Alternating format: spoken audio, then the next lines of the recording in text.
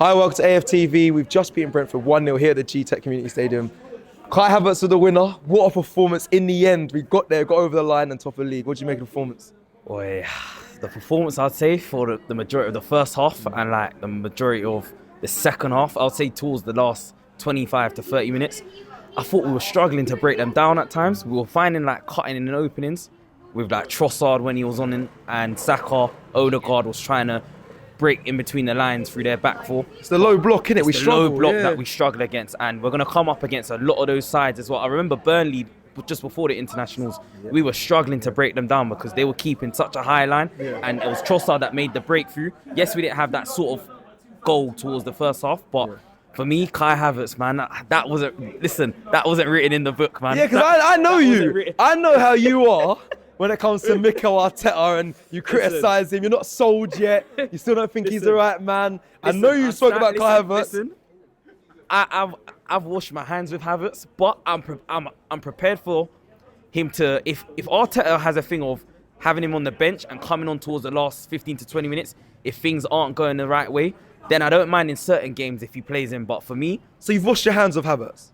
I can't see it working. I want to be wrong, but for me, I don't know what he offers in terms of it. He scored the winning goal. He scored the winning goal today. Yes, I'm happy with that. We're top of the league now. And I'm happy with that. But I just think going forwards, Arteta, I'm worried. I'm quite concerned with what's going on the training field before the games come on and the games that Havertz are starting, because I feel there's games where we're going to need him to pull his weight and do a lot in games when it comes to the Champions League and the knockout rounds after February and games like that. But can he change your mind?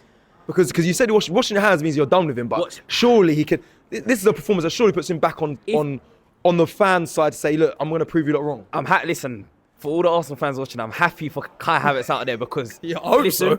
He's going to need that for his confidence as well. And as much as a lot of us Arsenal fans didn't want him, and Chelsea have been laughing at us, listen, if he can turn it around, we need to get behind him anyway, even though it's harder said than done. But for me, overall in the performance, I was quite frustrated with the way how we couldn't penetrate between the lines. But Jesus, for me, I would have never started Jesus today, because after Brazil played Argentina on Wednesday, and I think it was Wednesday or Thursday, and he got back early hours of Friday morning.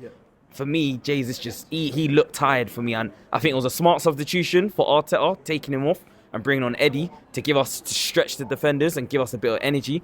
But for me, listen, it ain't going to be pretty, but 3 points is 3 points. And as long as you get it, that's what you got to do. Similar to like our Turkish said, we've got a lot of hard fixtures coming in for December. Games are coming thick and fast. We're going to be playing 2 to 3 days, and Arteta is going to need to rotate and think about who's going to be suited for certain games. I was glad that Tomiyasu played. Ben White, I'm surprised he didn't start Ben White, but Tomiyasu probably thought more of the physicality. Brentford are physical side, so that's why I thought in that part. But listen, 3 points is 3 points. And I'm happy today, man. Top of the league, man. Respect. Love, my brother. Love.